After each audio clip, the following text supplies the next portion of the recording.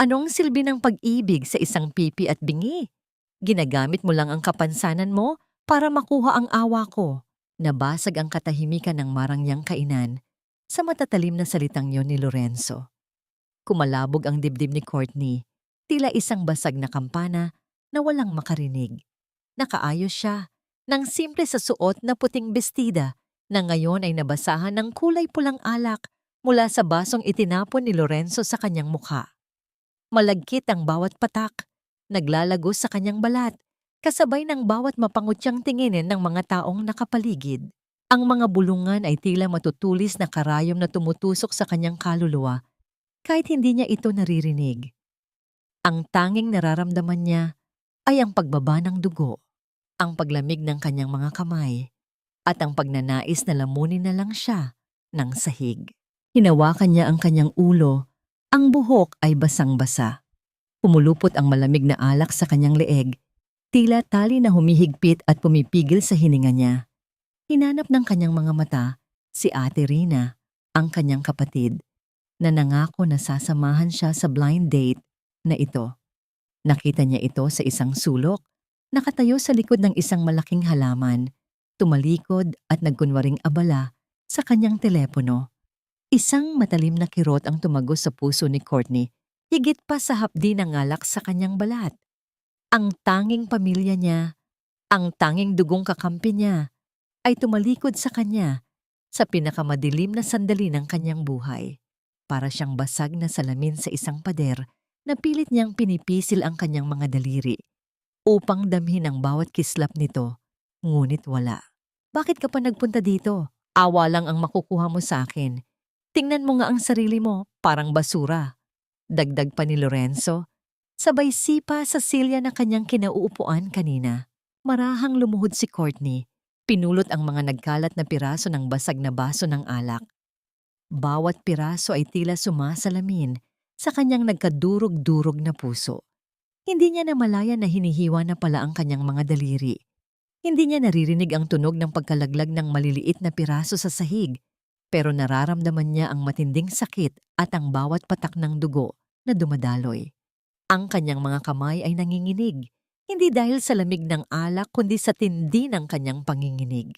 Ang mga pamilyar na tunog ng ingay sa restaurant, ang malakas na pagtawa, ang musikang pumupuno sa hangin, ay biglang naging tahimik. Ngunit ang tahimik na yon ay hindi kapayapaan. Ito ay isang napakalaking hukay na lalamunin siya ng buo. Ang mga ngiti ng mga tao sa paligid ay nagmistulang mapanlinlang. Ang kanilang mga mata ay tila nang huhusga at ang hangin ay naging mabigat, nagpapahirap sa kanyang paghinga.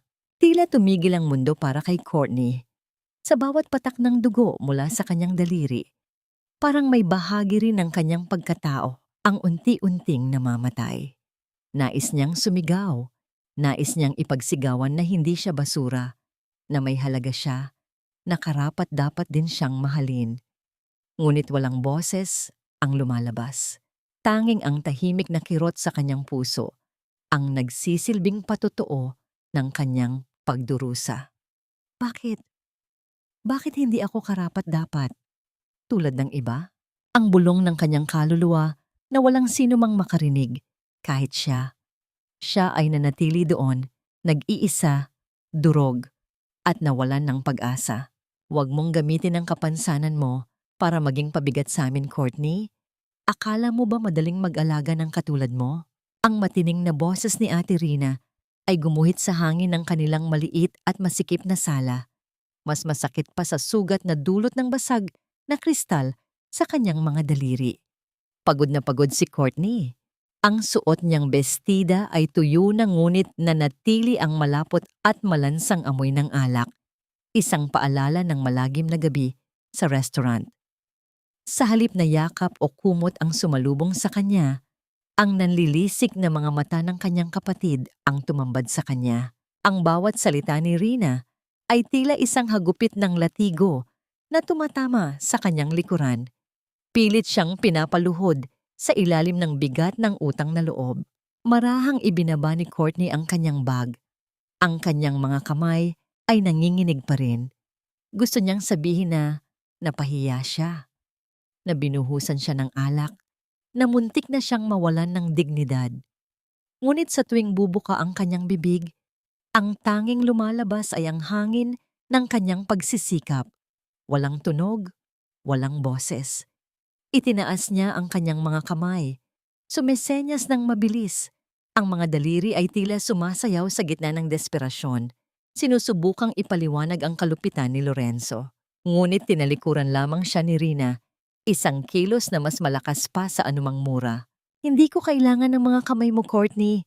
Pera ang kailangan natin. Alam mo bang dahil sa pag-iinarte mo, lalong nagalit si Lorenzo. May utang ako sa kanya at ikaw ang tanging paraan para mabayaran iyon. Ang boses ni Rina ay pumiyok sa galit. Ang kanyang mukha ay namumula habang dinuduro ang kapatid. Sa bawat sigaw nito, parang gumuho ang pader ng kanilang tahanan. Iniiwan si Courtney na hubad at walang kalaban-laban sa gitna ng bagyo ng katotohanan. Ginamit siya. Hindi siya kapatid sa paningin ni Rina. Siya ay isang ari-arian, isang bayad sa pagkakamali ng iba. Sa kabila ng hapdi ng kanyang pisngi na dinalisay ng isang mabilis na palad mula kay Rina, tumalikod si Courtney patungo sa kusina.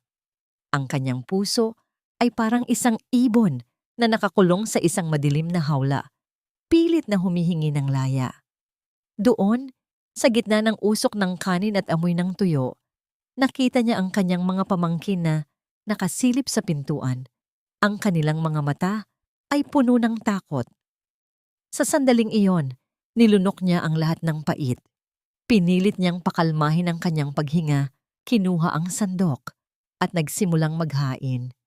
Ang bawat galaw niya ay puno ng pag-iingat, isang tahimik na panalangin na sana ay hindi maramdaman ng mga bata ang panginginig ng kanyang kaluluwa. Ang pag-aalaga sa kanila, ang tanging bagay na nagbibigay sa kanya ng dahilan para huminga pa sa susunod na araw.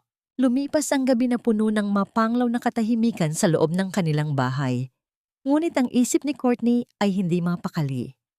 Patuloy na bumabalik sa kanyang gunita ang mainit na haplos ng isang estranghero sa restaurant. Ang lalaking may malambot na mata na humawak sa kanyang sugatang kamay. Bakit nito alam ang kanyang wika? Bakit tila naintindihan nito ang sigaw ng kanyang puso kahit wala siyang sinasabi? Ang imahe ng lalaking iyon at ang batang tumawag sa kanya ng mama ay tila isang panaginip na pilit niyang inaabot sa dilim. Kinaumagahan, bago pa man sumikat ang araw, isang sunod-sunod na katok ang bumasag sa katahimikan ng umaga. Hindi ito ang marahas na katok ng mga naniningil ng utang. Ito ay isang mahinhin ngunit matatag na pagpalo sa kahoy ng kanilang pintuan.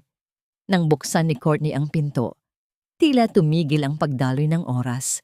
Nakatayo doon ang lalaki mula sa restaurant, si Jonathan, kasama ang 4 na maliliit na bata na tila mga anghel sa gitna ng kanilang marungis na kalsada.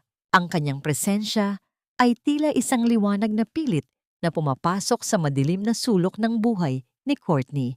Tumingin si Jonathan sa kanya, hindi sa kanyang kapansanan, kundi direkta sa kanyang mga mata. Itinaas nito ang kanyang kamay at gumawa ng isang senyas na nagpabilis sa tibok ng puso ni Courtney. Nahanap din kita.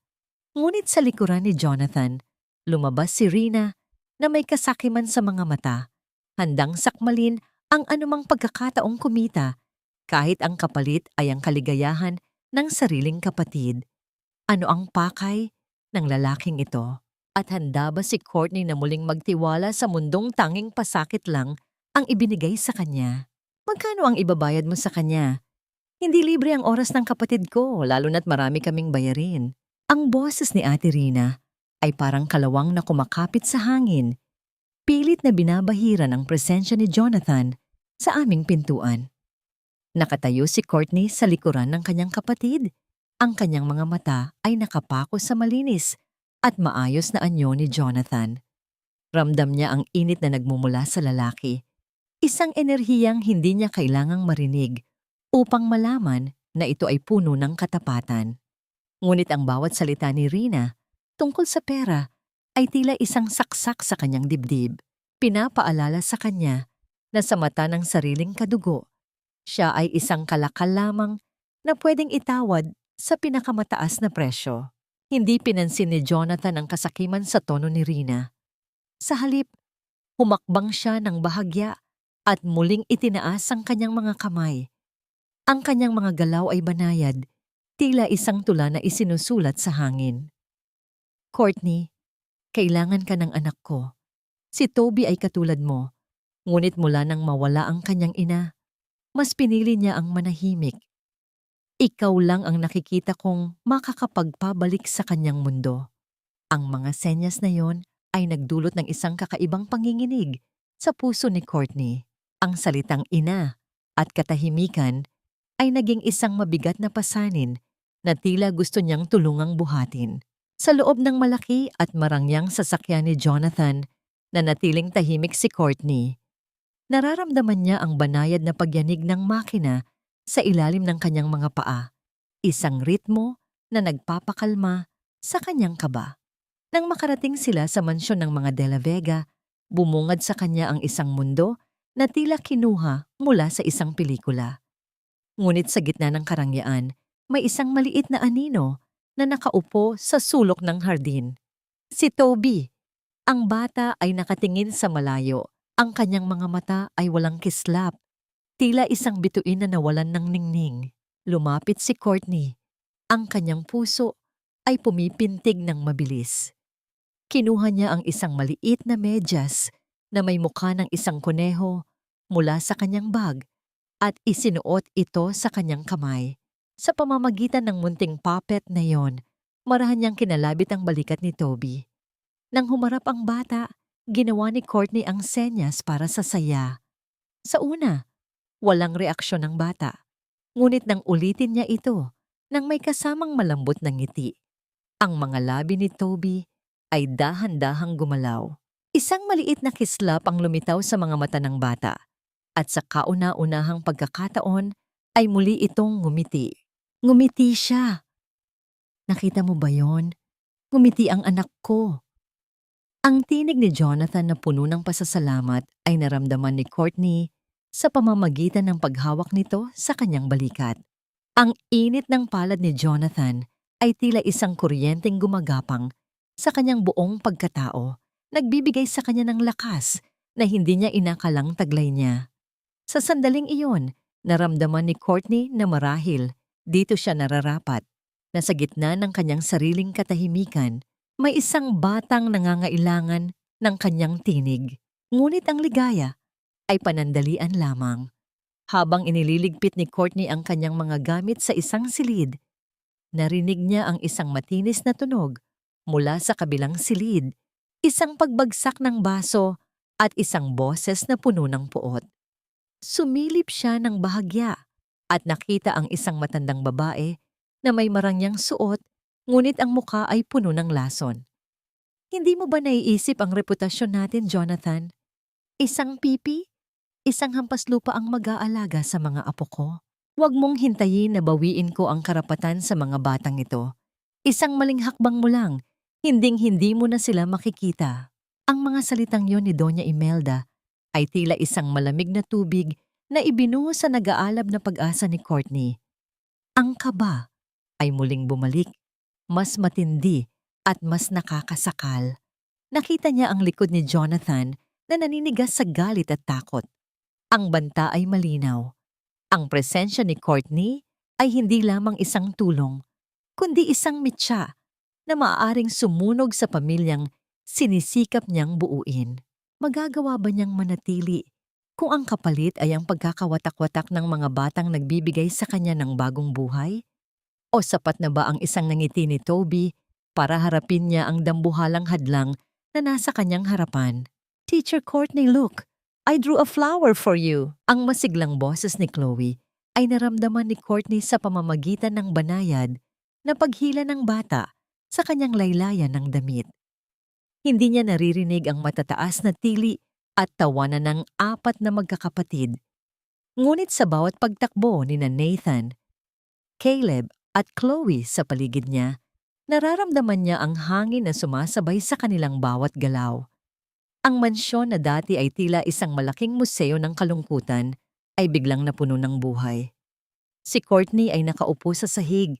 Ang kanyang mga kamay ay abala sa pag-aayos ng mga makukulay na blocks, habang ang mga bata ay tila mga bubuyog na nakapalibot sa kanya. Kakaiba ang enerhiya ng mga bata. Si Nathan ay malikot at palaging gustong tumalon. Si Caleb naman ay tahimik ngunit mapagmasid, habang si Chloe ang pinakamakulit at mahilig magkwento, kahit alam niyang hindi siya naririnig ng kanyang guro. Ngunit sa gitna nilang lahat, nananatiling nakadikit si Toby sa tabi ni Courtney. Ang maliit na kamay ng bata ay hindi bumibitaw sa laylayan ng kanyang blusa, tila natatakot na sa isang kurap ng mata ay mawala ang tanging taong nakakaunawa sa kanyang tahimik na mundo. Sa loob ng ilang oras, nakalimutan ni Courtney ang lahat ng kanyang mga pasanin. Wala si Ate Rina na laging sumisumbat, wala si Lorenzo na puno ng poot. Dito, sa gitna ng 4 na batang ito, siya ay hindi isang kapansanan. Siya ay isang guro, isang kalaro, at higit sa lahat, isang sandigan. Nang mapagod ang mga bata sa paglalaro, isa-isa silang humilig sa kanya habang nakaupo sa malambot na alpombra. Ang init ng kanilang maliliit na katawan, ang banayad na paghinga ni na Caleb at Nathan sa kanyang magkabilang balikat, at si Chloe na nakayakap sa kanyang braso ay naghatid ng isang uri ng kapayapaan na kailanman ay hindi niya naramdaman sa sarili niyang tahanan. Ito ang kanyang golden moment. Isang sandali ng purong pagmamahal na walang hinihinging kapalit. Napansin ni Courtney si Jonathan na nakatayo sa may pintuan. Pinagmamasdan silang lahat ng may malambot na ngiti at mga matang tila nagniningning sa tuwa. Itinaas ni Jonathan ang kanyang kamay, sumisenyas ng salamat. Ang simpleng galaw na yon ay nagpadama kay Courtney na siya ay tanggap, na siya ay mahalaga. Ngunit ang katahimikang iyon ay biglang nabasag ng isang marahas na pagbukas ng pinto. Kahit hindi naririnig ni Courtney ang tunog, naramdaman niya ang malakas na yanig sa sahig na nagpagising sa mga bata. Isang matangkad na babae na may marangyang itim na terno ang pumasok. Ang kanyang mga hakbang ay tila mga tunog ng hatol na nagpapabigat sa atmospera. Si Doña Imelda ay nakatayo doon. Ang kanyang mga mata ay nanlilisik habang pinagmamasdan ng eksena sa sahig. Jonathan, ano ang kahibangang ito? Ang boses ng matanda ay pumuno sa silid. Punong-puno ng pagkasuklam. Ang mga apo ko, nakahiga sa sahig kasama ang isang ganito. Agad na tumayo si Courtney. Ang kanyang mukha ay namutla at ang kanyang mga kamay ay muling nagsimulang manginig. Naramdaman niya ang takot ni Toby na lalong humigpit ang kapit sa kanya. Lumapit si Doña Imelda. Ang amoy ng kanyang mamahaling pabango ay tila nakakasakal. At tiningnan si Courtney mula ulo hanggang paa na, para bang isa itong dumi sa kanyang malinis na bahay. Isang pipi? Isang pipi ang mag-aalaga sa mga apo ko? Ang bawat salita ni Imelda ay binibigkas niya ng dahan-dahan. Pilit na ipinapamukha kay Courtney ang kanyang kakulangan. Hindi mo ba alam, babae, na ang mga batang ito ay kailangan ng maayos na paggabay? Paano mo sila mapoprotektahan kung hindi mo man lang maririnig kung sumisigaw na sila ng tulong? Huwag mong gamitin ang mga bata para makapasok sa pamilyang ito. Yumuko si Courtney, ang kanyang puso ay parang pinipiga. Ang mga salita ni Imelda ay tila mga sampal na paulit-ulit na tumatama sa kanyang pagkatao. Nais niyang sumagot, nais niyang ipagtanggol ang kanyang sarili, ngunit ang kanyang lalamunan ay nananatiling nakasara. Ang kanyang katahimikan, na dati ay kanyang kuta, ngayon ay naging kanyang bilangguan. Nanatili siyang nakatayo doon, nakayuko at Vargas, habang ang boses ni Imelda ay patuloy na umaalingaw sa silid, nagtatanim ng binhi ng pagdududa sa kanyang puso. Karapat-dapat nga ba siyang manatili rito? O isa lamang siyang panganib sa mga batang sinisikap niyang mahalin? Doon ka sa kusina kumain, Hindi nararapat na ang isang katulad mo ay nakasabay sa hapag ng mga De La Vega. Ang mga salitang iyon ni Doña Imelda ay tila isang malamig na hampas ng hangin na nagpabato kay Courtney sa gitna ng pasilyo. Hawak niya ang kanyang maliit na bag. Ang mga daliri ay mahigpit na nakakapit sa strap nito hanggang sa mamuti ang kanyang mga kuko. Sa marangyang dining room, ang mahabang mesa ay natatakpan ng telang puti na tila kumikislap sa ilalim ng chandelier at ang mga kubyertos ay nakahira ng maayos, naghihintay sa isang piging na hindi para sa kanya. Nararamdaman ni Courtney ang bawat hakbang ng mga katulong na nagmamadaling magdala ng mga putahe, ang bawat yanig sa sahig ay tila paalala na siya ay isang sagabal lamang sa daloy ng bahay na ito. Yumuko si Courtney, ang kanyang buhok ay lumaylay upang itago ang mga matang nagsisimulang mamuo ang luha. Marahan siyang tumalikod patungo sa madilim na pasilyo na patungo sa kusina. Doon, sa gitna ng amoy ng bawang at ingay ng mga kawali na nagtatamaan, nakita niya ang isang maliit na bangkito sa sulok. Umupo siya, ang kanyang likod ay nakasandal sa malamig na pader. Ang bawat subo ng kanin na ibinigay sa kanya ay tila may kasamang pait. Hindi dahil sa lasa ng pagkain, kundi dahil sa lasa ng kanyang sariling dignidad na unti-unting tinatapak-tapakan, ngunit hindi nagtagal ang kanyang pag-iisa. Naramdaman ni Courtney ang isang malakas na presensya sa pintuan ng kusina. Nang iangat niya ang kanyang tingin, nakita niya si Jonathan. Ang kanyang mukha ay puno ng tensyon.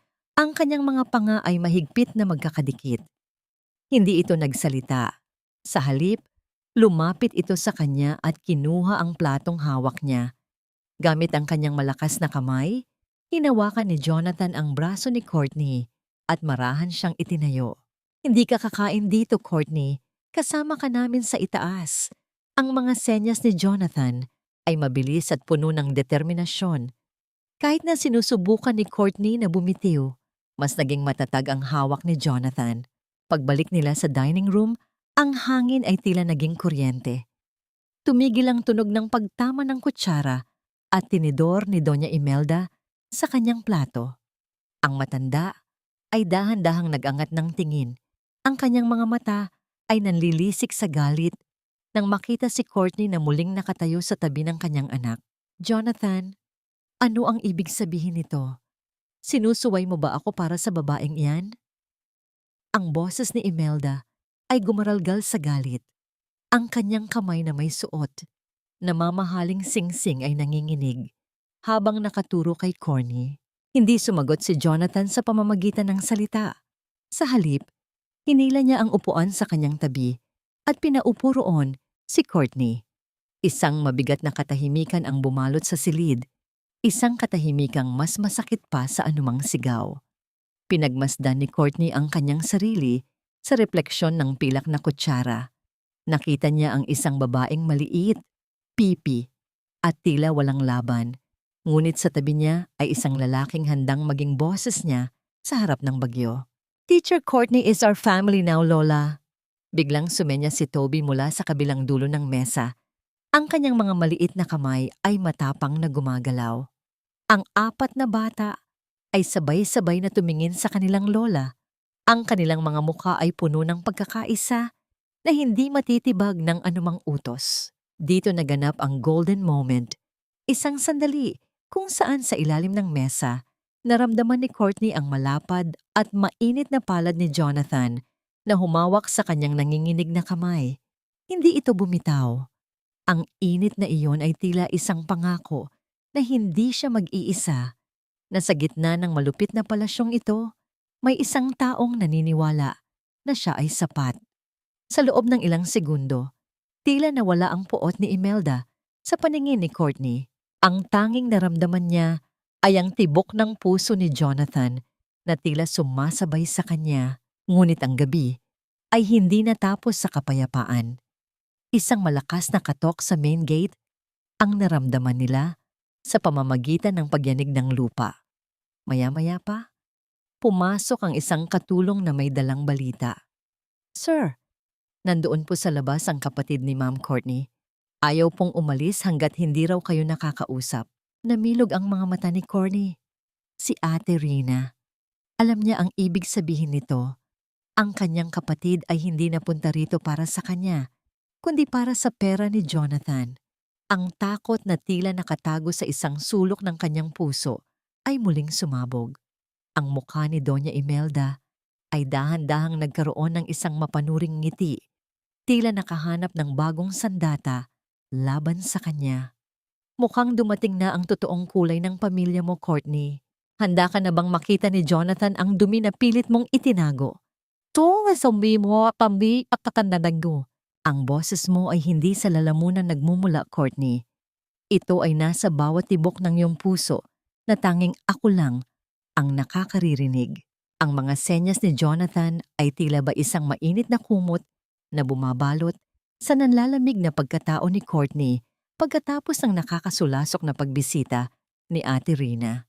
Pinaalis ni Jonathan ang kanyang kapatid, binayaran ang mga utang nito, kapalit ng pangakong hindi na muling manggugulo. Ngunit ang sakit ng pagiging kalakal ay nananatiling nakatusok sa dibdib ni Courtney. Narito siya ngayon sa malawak na veranda ng mansyon, pinagmamasdan ng buwan na tila isang pilak na barya sa gitna ng madilim na langit. Ang simoy ng hangin ay may dalang amoy ng mga bulaklak ng dapo, malamig at mapayapa. Ngunit sa loob niya ay may nag-aalab na gulo ng emosyon. Marahang lumapit si Jonathan. Hindi ito gumawa ng ingay, ngunit naramdaman ni Courtney ang pagbabago sa bigat ng hangin sa kanyang paligid. Inabot ni Jonathan ang kanyang kamay, isang tahimik na imbitasyon. Nag-alangan si Courtney, tinitingnan ang kanyang sariling mga paa na tila ba hindi nararapat na tumapak sa mamahaling sahig na ito. Ngunit ang mga mata ni Jonathan ay puno ng pasensya. Walang bakas ng panghuhusga o awa, kundi purong paghanga. Ipinatong ni Jonathan ang mga kamay ni Courtney sa kanyang malapad na balikat. Ramdam ni Courtney ang tigas ng kalamnan. Sa ilalim ng telang barong nito, ang init na nagmumula sa balat ng lalaki na tila ba unti-unting tunutunaw ang yelong nakabalot sa kanyang puso. Inalalayan ni Jonathan ang mga paa ni Courtney na tumapak sa ibabaw ng kanyang sariling mga paa. Sa bawat marahang hakbang ni Jonathan, nararamdaman ni Courtney ang ritmo, hindi sa pamamagitan ng pandinig, kundi sa pamamagitan ng pagyanig ng sahig at ang marahang pag-ugoy ng kanilang mga katawan. Dito naganap ang golden moment. Sa ilalim ng maputlang liwanag ng buwan, itinaas ni Courtney ang kanyang paningin. Ang kanilang mga mata ay nagtagpo. At sa sandaling iyon, ang katahimikan ay hindi na naging isang bilangguan. Ito ay naging isang banal na santuwaryo. Nakita niya ang sarili sa mga mata ni Jonathan, hindi bilang isang babaeng may kapansanan, kundi bilang isang babaeng karapat-dapat sa pag-ibig at proteksyon. Ang bawat marahang paghinga ni Jonathan na tumatama sa kanyang noo ay tila ba isang awit na kailanman ay hindi niya maririnig, ngunit habang buhay niyang madarama. Ang kanyang puso ay tumibok ng malakas, tila ba isang tambol na nagbibigay ng sariling ritmo sa kanilang sayaw sa gitna ng gabi.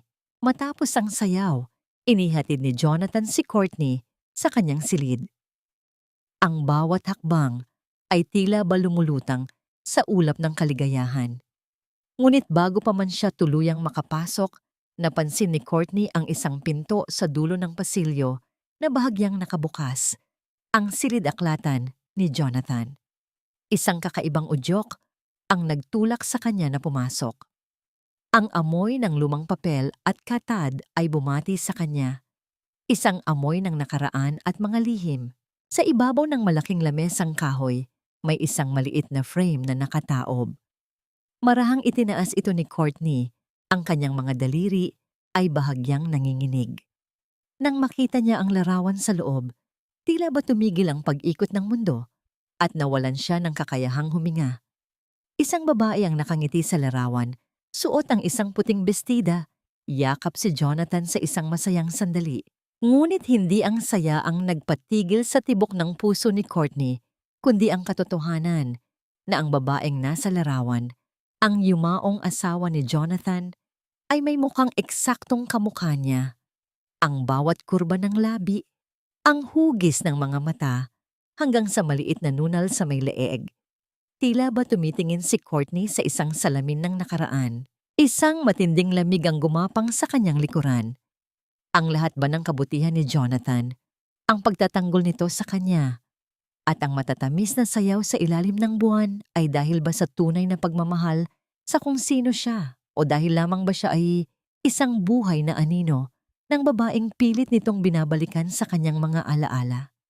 Ang larawang hawak niya ay tila naging isang mabigat na bato na dumiin sa kanyang dibdib. Iniiwan siyang muli sa gitna ng isang nakakasakal na katahimikan, punong-puno ng mga katanungang wala ring boses na makakasagot. Ang katahimikang iniisip mong kanlungan, Courtney, ay ang siya ring naging malupit na hatol sa buhay ko. Nabitawan ni Courtney ang hawak na kwadro. Naramdaman niya ang malakas na pagyanig sa sahig nang tumama ang kahoy sa lamesa. Isang tunog na alam niyang sapat na upang basagin ang anumang ilusyon ng kapayapaan sa pagitan nila. Nakatayo si Jonathan sa may pintuan. Ang kanyang anino ay mahaba at tila mabigat na dumiin sa silid. Ang kanyang mga mata, na dati ay puno ng init, ngayon ay tila dalawang uling na pilit na nag-aapoy sa gitna ng malamig na abo ng nakaraan. Dahan-dahang lumapit si Jonathan, kinuha ang larawan at hinaplos ang mukha ng babaeng nasa loob nito. Ang kanyang mga daliri ay nanginginig, isang panginginig na nagmumula sa kaibuturan ng kanyang kaluluwa. Tiningnan niya si Courtney, ang parehong hugis ng ilong, ang parehong kislap ng mga mata, ang parehong maamong mukha. Isang mabigat na buntong hininga ang kumawala sa kanyang dibdib, tila isang hangin na nagdadala ng amoy ng usok at pighati. Ang asawa ko, si Maria. Ang mga senyas ni Jonathan ay mabagal, tila bawat galaw ay may nakakabit na kadena. Namatay siya sa isang sunog 10 taon na ang nakalilipas. Nasa loob ako ng bahay, nasa kabilang silid lang ako, Courtney. Ngunit dahil sa sobrang focus ko sa trabaho at ang katahimikang pilit kong pinangangalagaan, hindi ko narinig ang kanyang mga huling tinig. Hindi ko narinig ang kanyang paghingi ng saklolo. Namatay siya sa gitna ng katahimikang pinili ko. Naramdaman ni Courtney ang isang matinding hapdi sa kanyang lalamunan. Ang bawat salita ni Jonathan ay tila isang baga na idinidikit sa kanyang balat. Kaya ba nito pinag-aralan ang wika ng mga kamay? Kaya ba nito pilit na binabasag ang sariling katahimikan para kay Toby? Ang lalaking akala niya ay kanyang tagapagligtas ay isa palang sugatang mandirigma na pilit na nakikipaglaban sa mga multo ng sariling pagkakamali. Ang kanyang pagkakahawig kay Maria ay hindi isang biyaya. Ito ay isang palaging paalala ng isang buhay na hindi nailigtas ni Jonathan. Tumulo ang mga luha ni Jonathan, malalaking patak na bumabasa sa salamin ng kwadro. Ang kanyang balikat ay yumanig sa bawat hikbi na walang tunog. Isang pagtangis na mas masakit panoorin kaysa sa anumang sigaw. Sa sandaling iyon, ang takot at selos sa puso ni Courtney ay natunaw. Nakita niya ang isang taong durog, isang taong kailangan din ng paghilom tulad niya. Dito naganap ang golden moment. Hindi na nagatubili si Courtney. Lumapit siya at naramdaman ang init ng katawan ni Jonathan nang yakapin niya ito ng buong higpit. Isinandal niya ang kanyang ulo sa dibdib ng lalaki. Doon niya naramdaman ang mabilis at magulong tibok ng puso nito. Isang pintig na nagsasabing, "Patawad, patawad." Hindi kailangan ng salita.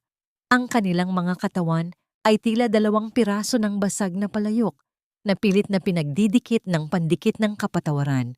Sa gitna ng dilim ng silid-aklatan, ang kanilang yakap ay naging isang banal na santuaryo. Isang benkang noy hailin honvun vo timtay Courtney, hindi kita pinili dahil lang sa mukha mo. Muling suminya si Jonathan nang kumalma na ang kanyang paghinga. Ang kanyang mga mata ay direkta nang nakatingin sa kanya. Pinili kita dahil sa katatagang nakita ko sa mga mata mo noong gabing iyon sa restaurant. Nakita ko ang isang babaeng hindi sumusuko sa kabila ng lahat ng pangungutya. Gusto kitang iligtas dahil ikaw ang tanging paraan para mailigtas ko rin ang sarili ko. Ngunit habang ang dalawang puso ay nagsisimulang maghilom, sa kabilang panig ng lungsod, isang mas madilim na pakikipagsabwatan ang nagaganap.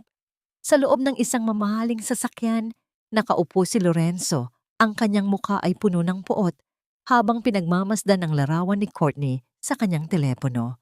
Sa tabi niya ay si Doña Imelda. Ang kanyang mga mata ay kasing lamig ng yelo. Gawin mo ang lahat para mawala ang babaeng iyan sa buhay ng anak ko. Ang boses ni Imelda ay tila isang hatol na walang apela. Ibibigay ko sa iyo ang lahat ng kailangan mo, Lorenzo. Siguraduhin mo lang na kapag natapos na ito, ang mga apo ko ay babalik sa akin at ang piping iyan ay maglalaho na parang bula. Inabot ni Lorenzo ang kamay ng matanda. Isang kamayan na tila isang sumpa sa dilim. Huwag kayong mag-alala, ma'am. Sisiguraduhin kong sa susunod na magkita kami ni Courtney, hindi lang katahimikan ang mararanasan niya. Isang bangungot na hinding-hindi niya malilimutan. Huwag mo kaming idamay sa katihan ng kamay mo, Courtney. Pinatira ka na rito? Nakuha mo pang magnakaw sa taong tumutulong sa atin? Ang boses ni Ate Rina ay tumagos sa gitna ng katahimikan ng silid-aklatan. Tila isang matalim na kutsilyo na humihiwa sa muling nabubuong tiwala sa pagitan ni Courtney at Jonathan. Nakatayo si Courtney sa gitna ng silid, ang kanyang mga kamay ay may hawak pang karayom at sinulid. Kasalukuyan niyang tinatahi ang paboritong kunehong laruan ni Toby na natanggalan ng butones. Ngunit sa sahig, nakakalat ang mga mahahalagang plano ng gusali na pag-aari ni Jonathan, mga papel na tila mga puting ibong nalaglag at nayurakan ng dumi. Sa tabi ni Rina ay nakatayo si Doña Imelda. Ang kanyang muka ay puno ng isang mapanuring tagumpay.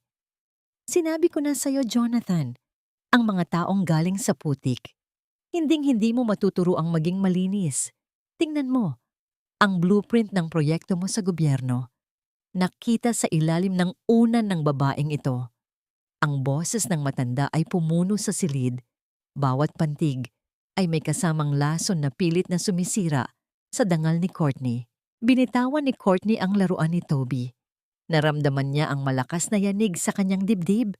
Ang bawat tibok ng puso ay tila isang tambol na nagbababala ng panganib. Itinaas niya ang kanyang nanginginig na mga kamay. Mabilis na sumisenyas. Hindi ko alam yan.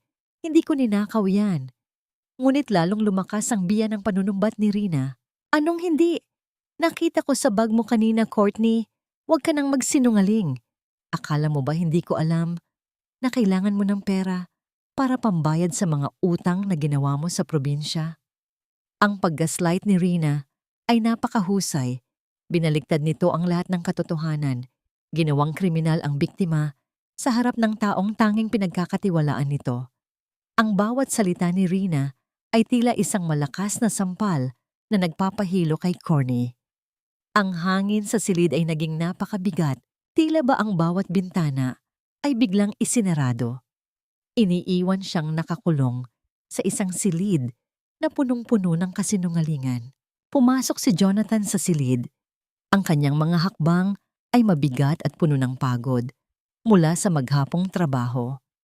Nakita niya ang kaguluhan, ang mga papel sa sahig, at ang kanyang ina na may hawak na ebidensya. Tumingin siya kay Courtney. Ang kanyang mga mata ay naghahanap ng kasagutan, ng katotohanan na hindi kailangan ng salita. Sa gitna ng tensyon, isang maliit na figura ang lumabas mula sa likod ng kurtina. Si Toby. Lumapit ang bata kay Doña Imelda at marahas na hinila ang damit ng kanyang lola. Itinaas ni Toby ang kanyang maliliit na kamay at mabilis na sumenyas. Ang kanyang mukha ay namumula sa galit at pagtatanggol. Hindi, si Teacher Courtney, si Lola, pumasok, kinuha papel. Ang mga senyas ni Toby ay hindi pa perpekto, ngunit ang mensahe ay malinaw. Nakita ng bata ang ginawang pagtatanim ng ebidensya. Dito naganap ang golden moment. Isang sandali kung saan ang isang batang walang boses ang naging pinakamalakas na tagapagtanggol ni Courtney. Lumapit si Toby kay Courtney at niyakap ang kanyang binti. Tila ba sinasabi sa buong mundo na hindi niya hahayaang masaktan ang kanyang guro. Naramdaman ni Courtney ang init ng maliit na katawan ni Toby at sa unang pagkakataon, sa gitna ng bagyong ito, nakahinga siya ng bahagya. Ngunit hindi basta-basta susuko si Doña Imelda. Jonathan, naniniwala ka ba sa isang batang hindi pa maayos ang pag-iisip? Tingnan mo ang mga ebidensya. Ang proyektong ito ang buhay ng kumpanya mo. Kung mapunta ito sa kamay ng mga karibal natin, mawawalan tayo ng lahat. Piliin mo ang pamilya mo o ang babaeng ito na ngayon mo lang kilala. Tumingin si Jonathan sa mga papel. Pagkatapos ay kay Rina na patuloy sa pag-iyak ng buhaya at huli kay Courtney na nakatayo roon, durog, nanginginig, at tanging ang yakap ni Toby ang nagsisilbing sandigan. Ang mga mata ni Jonathan ay puno ng sakit at pagdududa. Alam niya ang tindi ng galit ng kanyang ina, ngunit ang ebidensya ay tila napakalinaw. Courtney! Ang simula ni Jonathan. Ang kanyang boses ay tila isang malungkot na himig na naramdaman ni Courtney sa kanyang mga buto. Kailangan nating pag-usapan ito, ngunit sa ngayon, kailangan mong lumayo muna sa mga bata. Ang mga salitang iyon ay naging huling saksak sa puso ni Courtney. Ang tiwala na inakala niyang matatag ay tila isang kastilyong buhangin na giniba ng unang hampas ng alon. Nakita niya ang pagdududa sa mga mata ni Jonathan, isang pagdududa na mas masakit pa sa anumang silya o alak na itinapon sa kanya. Iniwan siya ng tanging taong akala niya ay nakakarinig sa kanyang puso. Tumalikod si Courtney. Ang kanyang paningin ay lumabo dahil sa mga luhang hindi na niya mapigilan. Habang sa dilim ng pasilyo, nakita niya ang nakakalokong ngiti ni Lorenzo na naghihintay sa kanya sa labas ng mansyon. Hindi sapat ang pag-ibig kung wala itong tiwala, Courtney. Mas mabuting umalis ka na muna bago pa lumala ang sitwasyon sa pamilya ko. Ang mga salitang iyon ni Jonathan ay tila isang hatol ng kamatayan na binitay sa gitna ng silid. Nakatayo si Courtney sa may pintuan, bitbit ang kanyang maliit na bag na luma at kupas na. Sa loob nito, nararamdaman niya ang bigat ng kunehong laruan ni Toby. Ang laruang kakatapos lang niyang tahiin ng may buong pagmamahal. Ngunit ngayon ay naging simbolo ng kanyang kabiguan. Ang ulan sa labas ay nagsimulang bumuhos. Ang bawat patak ay tila humahampas sa bubong ng mansyon. Lumilikha ng isang mabigat na yanig na naramdaman ni Courtney sa ilalim ng kanyang mga paa. Naglakad siya palabas ng gate nang hindi lumilingon. Ang bawat hakbang sa basang semento ay tila pagtalikod sa kaisa-isang pangarap na inakala niyang totoo. Ang malamig na tubig ay mabilis na bumasa sa kanyang manipis na damit. Dumadaloy sa kanyang mukha kasabay ng mga luhang hindi na niya mapigilan. Ang mundo ay naging isang malabo at madilim na anino. Ang katahimikang dati ay kanyang kaibigan, ngayon ay naging isang dambuhalang pader na pumipitpit sa kanyang pagkatao. Nais niyang sumigaw, nais niyang ipaliwanag na wala siyang kasalanan. Ngunit ang tanging naririnig niya ay ang sarili niyang mabilis at gumaralgal na paghinga. Wala siyang matuluyan. Kinuha na ni Ate Rina ang huling pera sa kanyang pitaka bago ito tuluyang naglaho. Naglakad si Courtney patungo sa Bentao, ang lugar kung saan siya lumaki, kung saan ang amoy ng lansa at alat ng dagat ay tila yumayakap sa kanyang kahirapan. Umupo siya sa ilalim ng isang luma at kalawanging bubong. Yakap ang kanyang mga binti habang ang panginginig ng kanyang katawan ay hindi na mapatigil. Ang bawat kidlat na nagbibigay liwanag sa langit ay tila nagpapakita ng kanyang kawalan ng halaga. Dito naganap ang golden moment, isang sandali ng matinding pighati. Kinuha ni Courtney ang kunehong laruan mula sa kanyang bag. Hinaplos niya ang butones na maingat niyang itinaling muli para kay Toby. Ipinatong niya ang kanyang noo sa malambot na tela ng laruan. Tila ba doon niya hinahanap ang init ng maliliit na kamay ng batang tumawag sa kanya ng mama. Ang pag-ibig na ibinigay niya ay tila isang sulat na ipinaanuod sa dagat. Walang nakabasa, walang nakarinig, at ngayon, tila tuluyan na siyang nilamon ng bigat ng lahat ng nangyari, parang wala nang matitirang lakas upang muling umahon. Samantala, sa loob ng mansyon, ang katahimikan ay mas nakakasakal. Nakaupo si Jonathan sa kanyang silid, hawak ang blueprint na inakala niyang ninakaw ni Courtney. Sa ilalim ng mga papel, may nakita siyang isang maliit na piraso ng papel na may sulat kamay ni Courtney. Para sa project mo, Jonathan, sana makatulong ito sa pangarap mo. Kasama nito ang isang listahan ng mga obserbasyon ni Courtney tungkol sa mga materyales na mas makakatipid ang kumpanya, mga detalyeng nakuha niya mula sa pagmamasid sa mga trabahador. Napagtanto ni Jonathan ang kanyang pagkakamali. Ang blueprint ay hindi ninakaw. Pinag-aaralan ito ni Courtney upang tulungan siya. Isang matinding pagsisisi ang bumalot sa kanyang dibdib, tila isang kamay na pumipiga sa kanyang puso. Ngunit bago pa man siya makakilos, isang malakas na katok mula sa silid ng mga bata ang nagpabangon sa kanya. "Daddy! Si Toby! Ayaw niyang gumising!" Ang sigaw ni Chloe ay naramdaman ni Jonathan sa buong kabahayan. Natagpuan niya si Toby na nakahiga. Ang balat ay kasing puti ng papel at ang paghinga ay mababaw. Ang bata ay tumigil sa pagkain simula nang umalis si Courtney. Ang kanyang maliit na kamay ay nakabukas, tila may hinahanap sa hangin, tila pilit na inaabot ang isang taong wala na roon. Ang lagnat ng bata ay tila apoy na tumutupok sa pag-asa ni Jonathan. "Courtney, nasaan ka na?" Ang tanging naisambit ni Jonathan sa gitna ng kanyang desperasyon. Ang ulan sa labas ay tila walang balak tumigil, habang si Courtney ay nananatiling nakaupo sa dilim, nanginginig at mag-isa, habang si Lorenzo ay dahan-dahang naglalakad patungo sa kanya sa ilalim ng isang itim na payong, may dalang ngiti na puno ng kapahamakan. Nahanap ko na ang katotohanan, ngunit tila ang tadhana ay mas mabilis na tumatakbo kaysa sa aking pagsisisi. Ang bawat patak ng ulan sa windshield ng sasakyan ay tila mga luhang pilit na humahadlang sa paningin ni Jonathan. Hawak niya ng mahigpit ang manibela. Ang kanyang mga buko-buko ay pumuputi sa tindi ng kaba at pagmamadali. Sa kanyang tabi, ang tablet ni Nathan ay nakabukas pa rin. Paulit-ulit na ipinapakita ang video na lihim na nakuhanan ng bata habang naglalaro ng vlog-vlogan.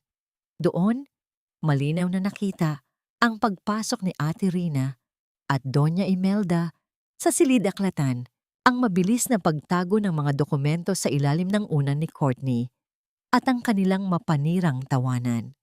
Ang katotohanan ay tila isang malakas na kidlat na tumama sa dibdib ni Jonathan, nag-iiwan ng sunog na sugat ng pagsisisi.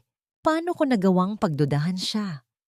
Ang bulong ni Jonathan ay naramdaman niya bilang isang panginginig sa kanyang lalamunan. Ang bawat sandali na lumilipas ay tila isang metrong layo mula sa babaeng tanging nagbigay ng kulay sa kanilang tahimik na tahanan. Samantala, sa bentaw, ang hangin ay naging mas malupit. Naramdaman ni Courtney ang pagbigat ng kanyang mga talukap. Ang lamig ay hindi na lamang sa labas ng kanyang balat. Ito ay nanunuot na sa kanyang mga buto. Tila ba ang kanyang dugo ay unti-unti nang nagiging yelo. Sa gitna ng dilim, nakita niya ang isang itim na anino na papalapit. Ang pagyanig ng sahig na gawa sa lumang kahoy ay nagbigay sa kanya ng babala. Si Lorenzo. Nakatayo ito sa kanyang harapan. Ang itim na payong ay nagbibigay ng isang maliit na bilog ng tuyong lupa sa gitna ng baha. Ang ngiti nito ay tila isang patalim na kumikislap sa dilim. "Tingnan mo ang sarili mo, Courtney." Ang boses ni Lorenzo ay naramdaman ni Courtney bilang isang malansang hininga sa kanyang malapit na espasyo. "Iniwan ka na ng iyong prinsipe. Akala mo ba ay tatanggapin ka ng isang De La Vega? Para sa kanila, isa ka lang kasangkapan. Pero ako ay may pakinabang pa sa'yo." Hinawakan ni Lorenzo ang braso ni Courtney. Ang mahigpit na pagkakahawak nito ay nagdulot ng hapdi sa nanlalamig niyang balat. Sinubukan ni Courtney na bumitiw. Ang kanyang mga paa ay dumudulas sa maputik na sahig. Itinaas niya ang kanyang kamay upang sumenyas ng pagtanggi, ngunit marahas itong ibinaba ni Lorenzo. Wala nang makakarinig sa iyo rito, Courtney. Sa mundong ito, ang mga tulad mong walang boses ay nararapat lamang na sumunod. Ang muling pang-uuyam ni Lorenzo. Ang bawat salita nito ay tila isang tali na pumupulupot sa kanyang leeg, ninanakaw ang natitirang pag-asa sa kanyang puso. Dito naganap ang golden moment. Isang sandali ng matinding pagpili. Bago pa man madala ni Lorenzo si Courtney patungo sa naghihintay na itim na sasakyan, isang malakas na liwanag mula sa mga headlight ng isang mabilis na sasakyan ang tumama sa kanilang direksyon. Naramdaman ni Courtney ang malakas na yanig sa lupa, isang pamilyar na yanig na nagpabilis sa tibok ng kanyang puso. Huminto ang sasakyan sa isang marahas na pagpreno na nagwisik ng putik sa paligid. Lumabas si Jonathan. Hindi alintana ang malakas na buhos ng ulan na agad nagbasa sa kanyang suot. Ang kanyang mukha ay hindi nakakikitaan ng pagdududa. Ito ay puno ng isang mapanganib na galit at determinasyon. Bitawan mo siya, Lorenzo. Ang sigaw ni Jonathan ay naramdaman ni Courtney sa pamamagitan ng pagyanig ng hangin sa kanyang paligid. Hindi na naghintay si Jonathan. Humakbang siya ng mabilis at hinarap si Lorenzo. Walang palitan ng maraming salita. Ang bawat galaw ni Jonathan ay puno ng proteksyon para sa babaeng kanyang pinagkaitan ng tiwala. Nang tuluyang mabitawan ni Lorenzo si Courtney, agad siyang sinalo ni Jonathan. Ang init ng mga bisig ni Jonathan ay tila isang apoy na muling nagpasingas sa nanlalamig na katawan ni Courtney. Ibinuhat siya ni Jonathan, isinandal ang kanyang ulo sa dibdib nito, kung saan naririnig niya ang mabilis na tibok ng puso na tila sumisigaw ng kanyang pangalan. Patawad, Courtney. Patawad. Ang mga senyas ni Jonathan ay mabilis at nanginginig habang nasa loob na sila ng sasakyan. Hinding-hindi ko nahahayaang mangyari ito muli. Ikaw ang buhay namin ni Toby.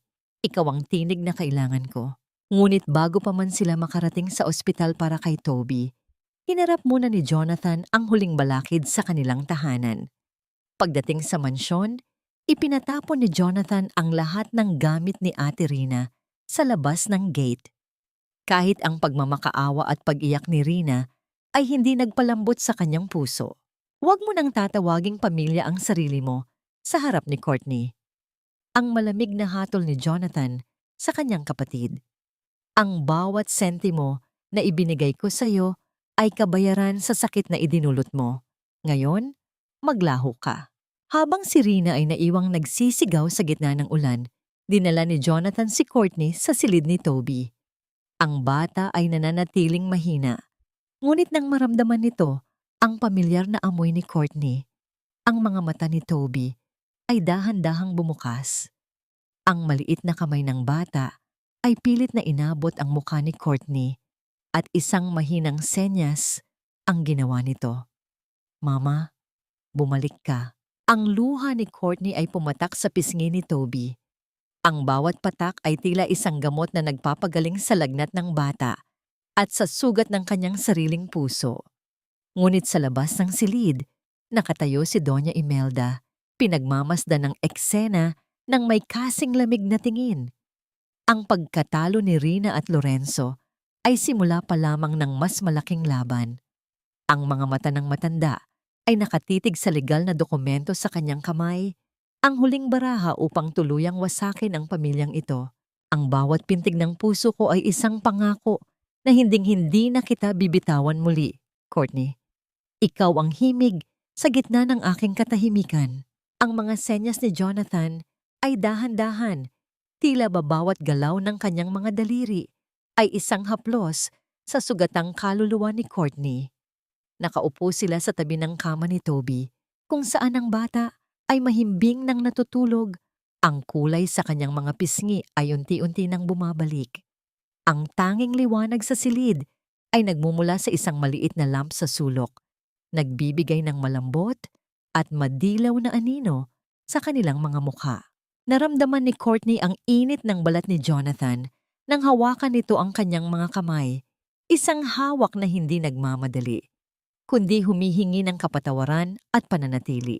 Naramdaman ni Courtney ang malakas na kabog sa kanyang dibdib, ang takot na dulot ng ulan at ng kalupitan ni Lorenzo ay unti-unti nang tinutunaw ng presensya ng lalaking ito.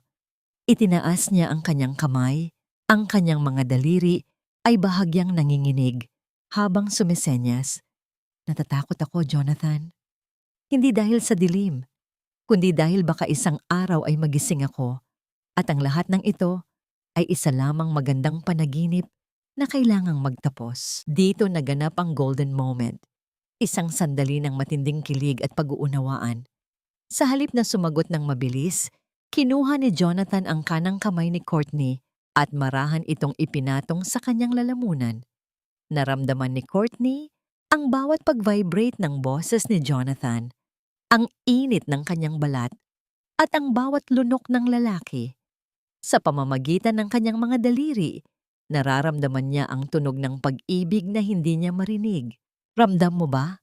Ang senyas ni Jonathan gamit ang kabilang kamay, habang ang kanyang mga mata ay nakatitig ng malalim sa mga mata ni Courtney. Iyan ang boses ko, iyan ang katotohanan ko. Sinasabi niya na, mahal kita, hindi dahil kamukha mo si Maria, kundi dahil ikaw si Courtney, ang babaeng nagturo sa amin kung paano muling magmahal sa gitna ng katahimikan. Inilapit ni Jonathan ang kanyang mukha. Dahan-dahan, hanggang sa maramdaman ni Courtney ang mainit na hininga nito sa kanyang noo. Ipinatong ni Jonathan ang kanyang noo sa noo ni Courtney, isang pagtatagpo ng dalawang isipan na puno ng parehong pangarap. Naramdaman ni Courtney ang pagpikit ng kanyang mga mata. Ang bawat haplos ng buhok ni Jonathan sa kanyang balat ay nagdudulot ng kuryenteng nagpapatayo sa kanyang balahibo.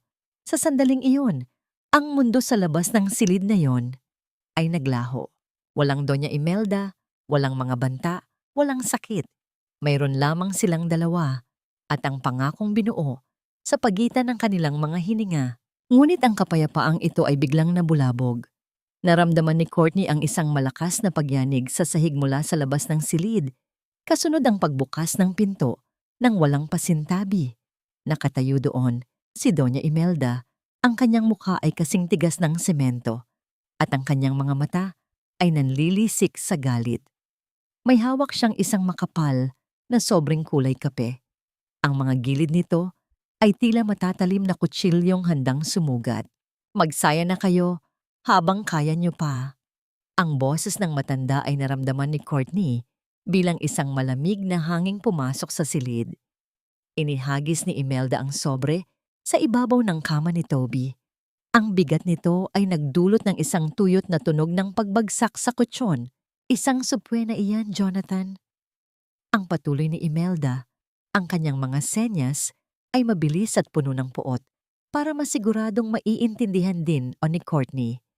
Idinedemanda kita sa korte para sa legal na kustodya ng mga bata. Gagamitin ko ang lahat ng ebidensya. Ang pagpasok ng isang babaeng may kapansanan sa bahay na ito, ang panganib na idinudulot niya sa kaligtasan ng mga apo ko, at ang kawalan mo ng kakayahang protektahan sila. Sa tingin mo ba ay hahayaan ng batas na ang mga batang ito ay lumaki sa piling ng isang piping tulad niya? Namilog ang mga mata ni Courtney. Ang salitang panganib at legal custody ay tila mga dambuhalang alon na muling tumatangay sa kanya palayo sa pampang. Tiningnan niya si Jonathan na ngayon ay nakatayo na at ang mga kamao ay nakakuyom sa tindi ng galit. Ang katahimikang binuo nila kanina ay tuluyan ng nadurog ng realidad ng isang malupit na laban. Lalaban kami, ma. Ang mariing senyas ni Jonathan, ang kanyang buong katawan ay naninigas. Ngunit bago pa man makasagot si Jonathan, may isang bagay na nahulog mula sa sobre, isang litrato ni Courtney na lihim na kinuha habang siya ay nanginginig sa ulan sa bentaw, mukhang kaawa-awa at baliw. Kasama nito ang isang sertipiko ng psychiatric evaluation na hindi kailanman ginawa kay Courtney, ngunit may lagda ng isang kilalang doktor. Sa tingin mo ba ay maniniwala ang korte sa isang babaeng hindi man lang makapagsalita para sa sarili niya? Ang huling pang-uuyam ni Imelda bago tumalikod. Handa ka na bang mawala ang lahat, Jonathan? Dahil sa susunod na linggo, kukunin ko ang mga bata at sisiguraduhin kong mabubulok sa kalsada ang piping iyan. Naiwang nakatayo si Courtney sa gitna ng silid. Ang kanyang puso ay tila isang ibong nagpupumiglas sa isang hawlang bakal. Ang banta ay hindi na lamang tungkol sa kanyang dangal, kundi tungkol sa kinabukasan ng mga batang naging anak na ng kanyang puso. Mapoprotektahan ba niya sila kung ang sarili niyang katahimikan ang siyang ginagamit na sandata laban sa kanya? Walang boses ang katotohanan sa loob ng silid na ito. Tanging ang matatalim na salita lamang ng mga taong nagnanais na yurakan ang aking pagkatao. Ang malamig na hangin mula sa aircon ng courtroom ay tila nanunuot sa balat ni Courtney. Ngunit mas matindi ang panlalamig na nararamdaman niya sa kaibuturan ng kanyang puso. Nakaupo siya sa tabi ni Jonathan. Ang kanyang mga kamay ay mahigpit na magkakaugnay sa kanyang kandungan hanggang sa mamuti ang kanyang mga buko-buko. Sa harap nila, ang hukom ay may seryosong mukha na tila gawa sa bato at ang bawat pagbuklat nito ng mga pahina ng dokumento ay nagdudulot ng isang tuyot na tunog na naramdaman ni Courtney bilang isang kaba sa kanyang dibdib. Tumayo ang abogado ni Doña Imelda, si Attorney Mendoza. Ang bawat hakbang nito sa makinis na sahig ay naglalabas ng isang matatag na tunog ng sapatos na tila ba bawat daitin nito ay isang pag-atake sa dangal ni Courtney. Your Honor? Ang simula ng abogado, ang kanyang boses ay naramdaman ni Courtney bilang isang mabigat na banta sa hangin. Ang aking kliyente, si Doña Imelda de la Vega, ay nagnanais lamang ng kaligtasan para sa kanyang mga apo. Paano natin maipagkakatiwala ang 4 na maliliit na bata sa isang ama na ang piniling katuwang sa tahanan ay isang babaeng may malubhang kapansanan? Isipin niyo, Your Honor, kung magkaroon ng sunog, kung may magnanakaw, o kung humihingi ng saklolo ang mga bata sa gitna ng gabi, paano sila maririnig ng babaeng ito? Yumuko si Courtney. Ang kanyang mga mata ay nagsisimulang ulanin ng luha. Ang bawat salita ng abogado ay tila isang malakas na sampal na nagpapaalala sa kanya ng kanyang kakulangan. Naramdaman niya ang panunuyo ng kanyang lalamunan, ang pagnanais na sumigaw at sabihing, nararamdaman ko sila. Naririnig ko sila gamit ang puso ko. Ngunit ang kanyang bibig ay nananatiling nakasara at ang kanyang katahimikan ay ginagamit na sandata laban sa kanya. Dito naganap ang golden moment, isang sandali ng hindi inaasahang katatagan. Sa gitna ng pag-atake ng abogado, biglang bumukas ang pintuan ng courtroom. Pumasok ang 4 na bata, hawak-hawak ang kamay ng kanilang yaya, ngunit ang kanilang mga mata ay diretso lang na nakatingin kay Courtney. Nang makita nila ang kanilang guro na nakayuko at tila durog, sabay-sabay na tumigil ang 4 na bata sa gitna ng pasilyo. Hindi sila nagsalita. Sa halip, si Toby ang nanguna. Itinaas niya ang kanyang maliliit na kamay at mabilis na sumenya sa direksyon ng hukom at ng kanyang lola. Si Teacher Courtney, aming tenga, mahal namin siya. Ang 3 pang bata, sina Nathan, Caleb at Chloe, ay sumunod din sa pag-sign ng salitang mahal at pamilya. Ang kanilang mga galaw ay sabay-sabay, tila isang tahimik na koro na nagbibigay ng pinakamalakas na testimonya sa buong mundo. Naramdaman ni Courtney ang isang mainit na bugso ng emosyon na tila ba tumunaw sa yelo sa kanyang puso. Ang pagmamahal ng mga bata ay naging isang kalasag na humarang sa bawat matatalim na salita ni Attorney Mendoza. Nakita niya ang bahagyang paglambot ng mukha ng hukom, isang pagbabagong naramdaman niya bilang isang pag-asa sa gitna ng dilim. Gayunpaman, ang galit ni Doña Imelda ay hindi natatapos Sa isang madamdaming eksena, tumayo ang matanda. Ang kanyang mukha ay namumula sa tindi ng pagkapahiya at puot.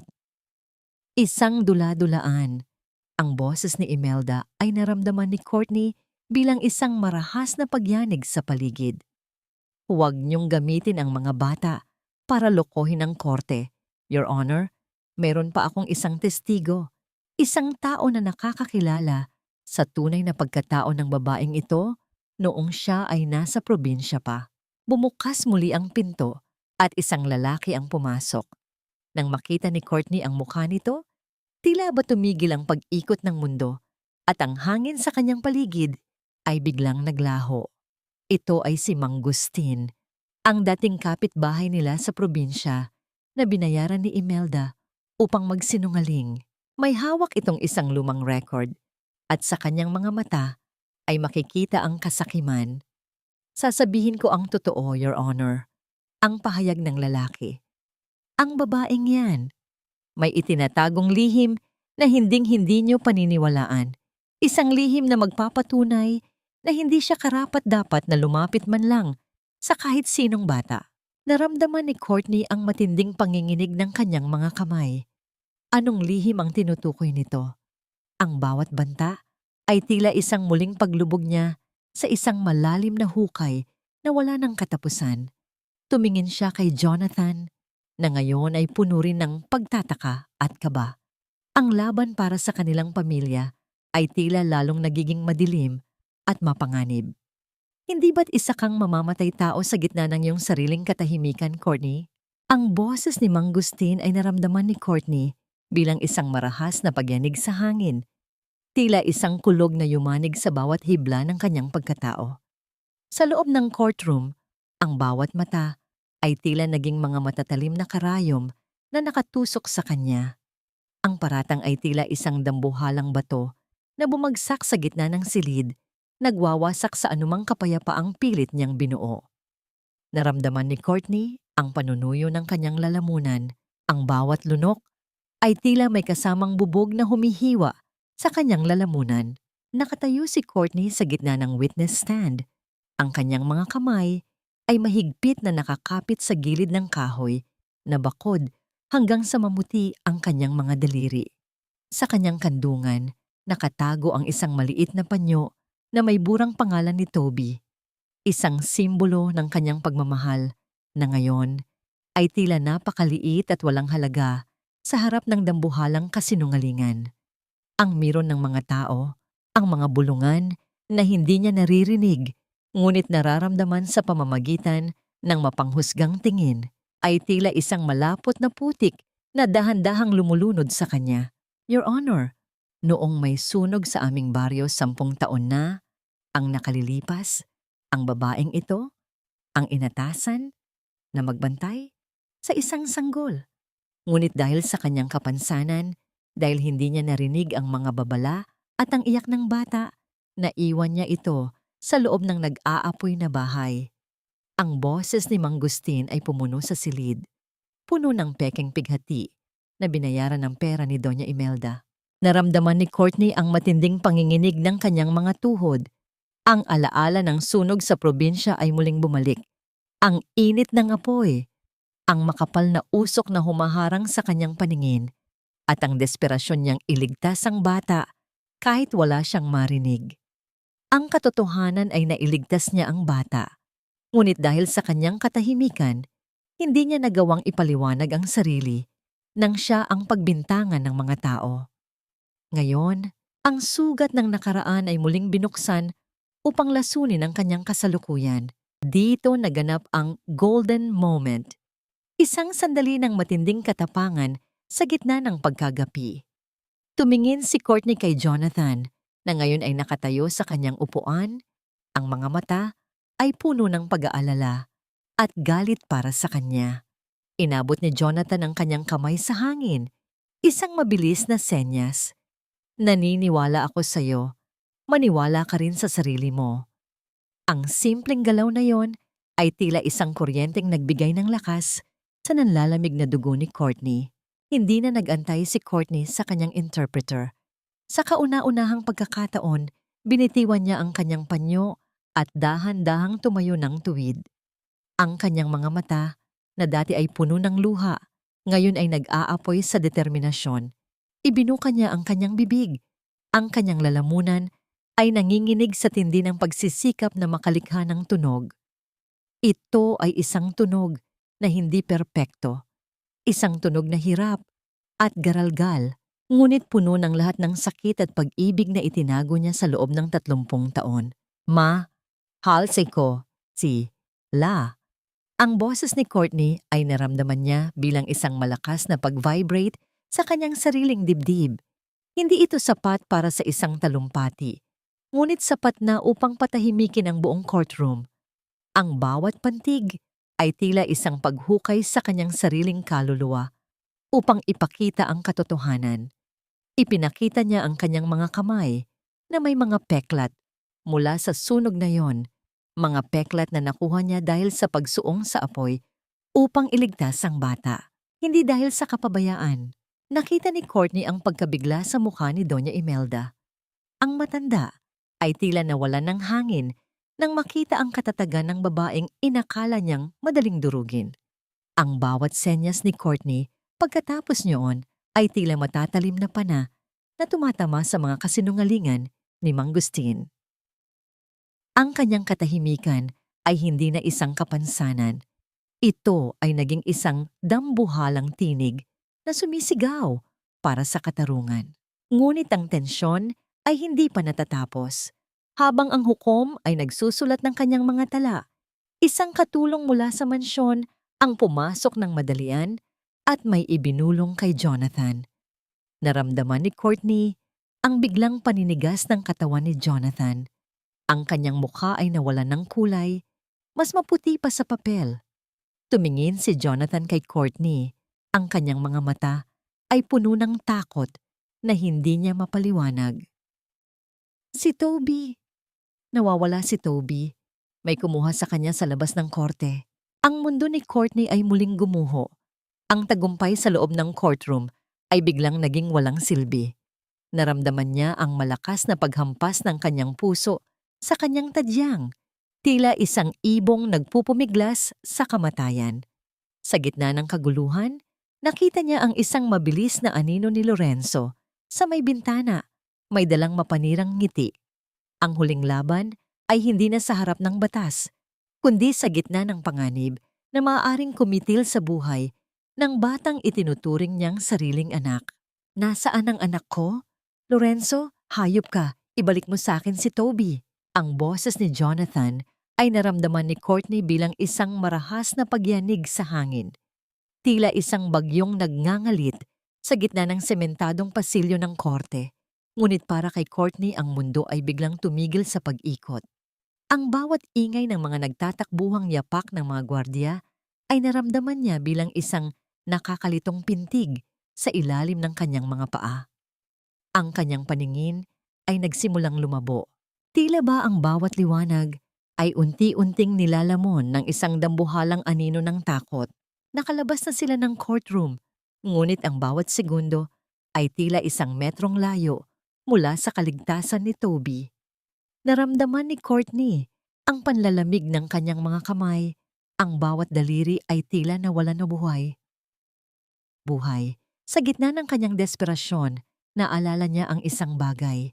Ang munting tracker na itinago ni Jonathan sa loob ng kunehong laruan na palaging yakap ni Toby. Ang laruang kakatapos lang niyang tahiin. Mabilis na kinuha ni Courtney ang kanyang telepono.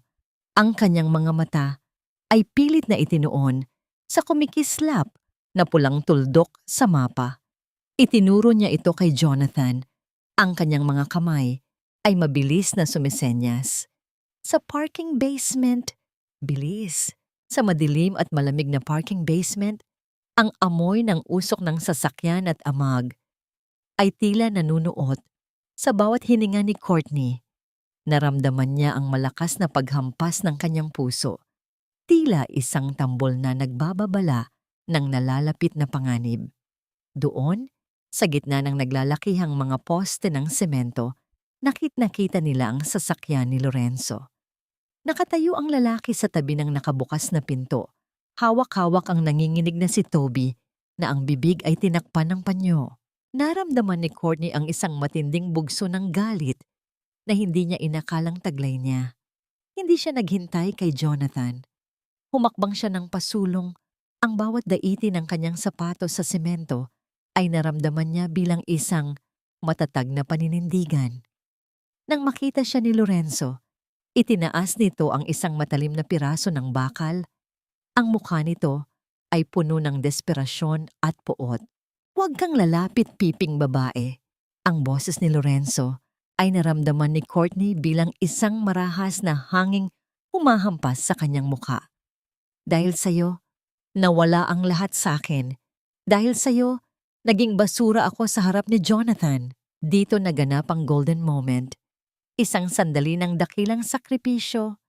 Sa halip na matakot, binitiwan ni Courtney ang kanyang bag at dahan-dahang itinaas ang kanyang mga kamay. Hindi siya sumenyas ng galit. Sa halip, ginawa niya ang senyas para sa patawad at kapayapaan.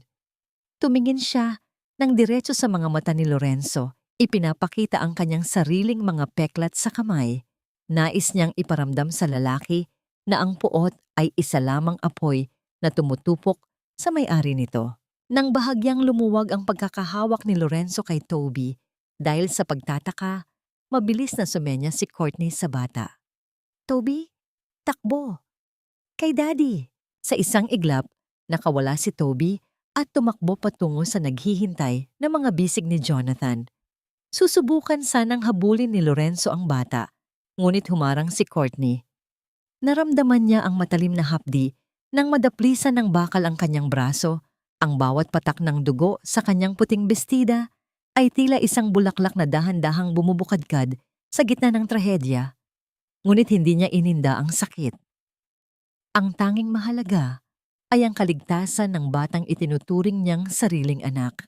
Maya-maya pa, ang buong basement ay yumanig sa pagdating ng mga pulis.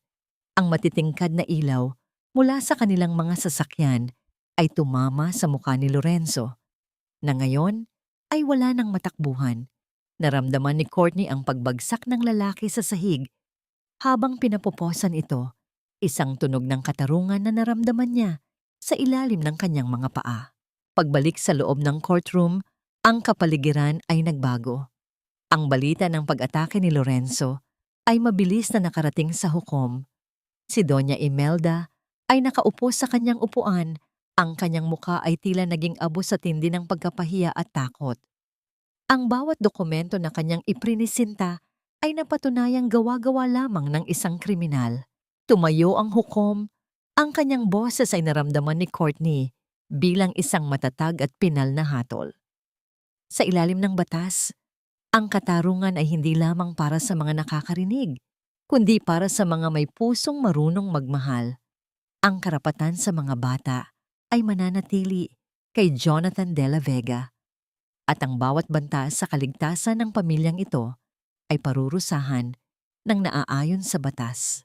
Naramdaman ni Courtney ang pagluwag ng lahat ng bara sa kanyang dibdib. Ang bawat luha na dumadaloy sa kanyang pisngi ay hindi na dahil sa sakit, kundi dahil sa isang kaligayahang Vargas. Ang hatol ay hindi lamang para sa kustodya. Ito ay isang pagkilala sa kanyang halaga bilang isang tao. Sa labas ng korte, habang ang ulan ay unti-unti nang tumitigil, lumapit si Jonathan kay Courtney. Kinuha nito ang kanyang mga kamay. Ang mga daliring may benda ay marahang hinaplos. Itinaas ni Jonathan ang kanyang kamay at sumenyas ng may buong katapatan. "Ngayon, wala na tayong kailangang ikatakot. Ikaw, ako, at ang mga bata. Tayo ay isang pamilya na hinding-hindi na muling mababasag ng kahit anong katahimikan." Naramdaman ni Courtney ang init ng yakap ni Jonathan at ang apat na maliliit na katawan ni Toby, Nathan, Caleb at Chloe na sumisiksik sa kanila. Ang mundo ay naging tahimik muli, ngunit sa pagkakataong ito, ang katahimikan ay punong-puno ng musika ng pag-ibig na tanging ang kanilang mga puso lamang ang nakakaalam. Ang katahimikan ay hindi na isang pader na naghihiwalay sa atin, kundi isang banal na puwang kung saan ang ating mga puso ay malayang umaawit ng pag-ibig. Ang sikat ng araw sa umagang ito ay tila ba isang mainit na haplos ng pag-asa na gumigising sa bawat sulok ng hardin ng mga De La Vega. Amoy ng mga sariwang bulaklak ng gardenia at kampupot ang humahalimuyak sa hangin, banayad at matamis, tila ba ang kalikasan mismo ay nakikigulo sa kagalakan ng araw na ito. Nakatayo si Courtney sa harap ng malaking salamin. Ang kanyang puting bestida ay nagniningning sa ilalim ng liwanag. Ang bawat borda nito ay tila mga bituing tumitibok sa kanyang dibdib. Hindi niya marinig ang malamyos na tugtog ng biolin sa labas, ngunit naramdaman niya ang banayad na pagyanig ng sahig na sumasabay sa ritmo ng musika. Dahan-dahang pumasok si Jonathan sa silid. Hindi ito gumawa ng ingay, ngunit naramdaman ni Courtney ang pagbabago sa hangin. Isang pamilyar na presensya na nagpapatahimik sa lahat ng kanyang kaba. Nakasuot si Jonathan ng isang barong Tagalog na gawa sa pinakamahusay na pinya. Ang kanyang anyo ay kasing tatag ng isang puno, ngunit ang kanyang mga mata ay kasing lambot ng pelos. You look so beautiful, Courtney. Parang isang panaginip na ayaw ko nang magising. Ang mga senyas ni Jonathan ay puno ng paghanga. Ang kanyang mga kamay ay dahan-dahang humaplos sa pisngi ni Courtney. Naramdaman ni Courtney ang pag-akyat ng init sa kanyang mga pisngi. Itinaas niya ang kanyang kamay at sumenyas. Salamat sa hindi pagsuko sa akin, Jonathan. Salamat sa pagiging tinig ko noong ako ay nalulunod sa dilim. Sa labas, sa gitna ng malawak na damuhan na napapalibutan ng mga puting rosas, nakahira ang mga bangko para sa kanilang mga piling panauhin. Walang Doña Imelda na nagbibigay ng masamang tingin. Ang matanda ay nasa isang tahimik na retreat house upang pag-isipan ng kanyang mga pagkakamali. Isang desisyon na ginawa ni Jonathan upang maprotektahan ang kapayapaan ng kanilang pamilya. Wala na rin ang anino ni Rina o Lorenzo. Ang tanging naroon ay ang mga taong tunay na nagmamahal sa kanila. Dito naganap ang golden moment, ang sandali ng pagpapalitan ng singsing. Sa halip na ang pari lamang ang magsalita, ang apat na bata ay tumayo sa harap. Sina Nathan, Caleb at Chloe ay may hawak na mga bulaklak, habang si Toby ang may dala ng mga singsing. Sa isang hudyat, sabay-sabay na itinaas ng apat na bata ang kanilang mga kamay at ginawa ang senyas para sa pangako at pamilya. Naramdaman ni Courtney ang malakas na pagtibok ng kanyang puso. Tila ba ang bawat pintig nito ay isang pasasalamat. Kinuha ni Jonathan ang kanyang kamay at isinuot ang singsing. Pagkatapos ay itinaas ang kanyang mga kamay para makita ng lahat. Sa harap ng kanilang mga kaibigan at pamilya, hindi gumamit ng boses si Jonathan. Sa halip, sa pamamagitan ng mabilis at madamdaming senyas, binigkas niya ang kanyang panata. Ang katahimikan mo ay naging musika sa buhay ko, Courtney. Ngayon, sa harap ng Diyos, ipinapangako ko na ang aking mga kamay ang magiging proteksyon mo at ang aking puso ang magiging tahanan mo habang buhay.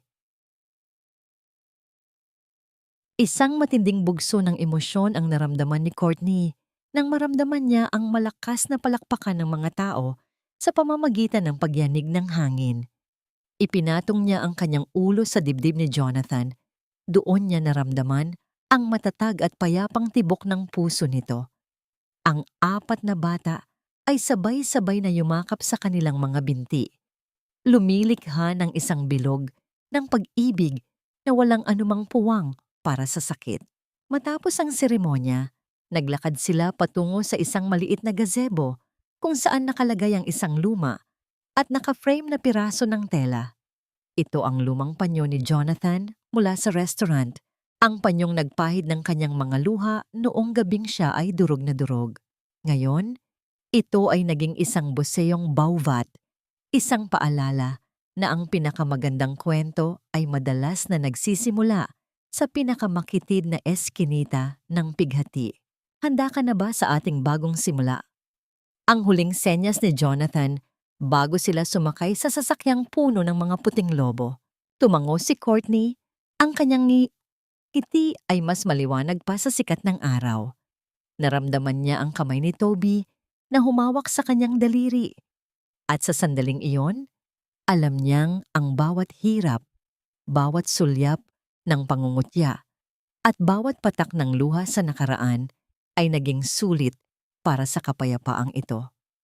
Ang kanilang buhay ay maaaring manatiling tahimik sa pandinig ng iba, ngunit sa loob ng kanilang tahanan, ito ay magiging pinakamaingay at pinakamasayang awit na kailanman ay binuo ng pag-ibig. 5 taon ang mabilis na lumipas, tila mga pahina ng isang libro na dinala ng banayad na simoy ng hangin. Sa dalampasigan ng Batangas, kung saan ang asul na dagat ay humahalik sa mapuputing buhangin, nakatayo ang isang gusaling yari sa puting bato at salamin. Ito ang dunggan ng pag-asa, isang sentro para sa mga batang may kapansanan sa pandinig na itinayo ni na Jonathan at Courtney. Ang amoy ng dagat, ang alat sa hangin, at ang init ng sikat ng araw ay tila mga saksi sa tagumpay ng isang pag-ibig na nagsimula sa gitna ng pait at pangungutya. Sa loob ng sentro, naramdaman ni Courtney ang malakas na pagyanig ng sahig, ang takbo ng maliliit na paa na puno ng enerhiya. Hindi na lamang 4 na anghel ang kanyang inaalagaan. Ngayon, 10-10 mga bata ang nakakahanap ng kanilang tinig sa pamamagitan ng kanyang mga kamay. Si Toby, na ngayon ay isang masigla at matalinong bata, ay nagsisilbing leader sa kanyang mga kalaro.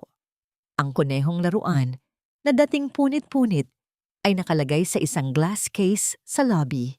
Isang paalala na ang bawat sugat ay kayang tahiin ng pagmamahal. Naramdaman ni Courtney ang isang banayad na kurot sa kanyang laylayan.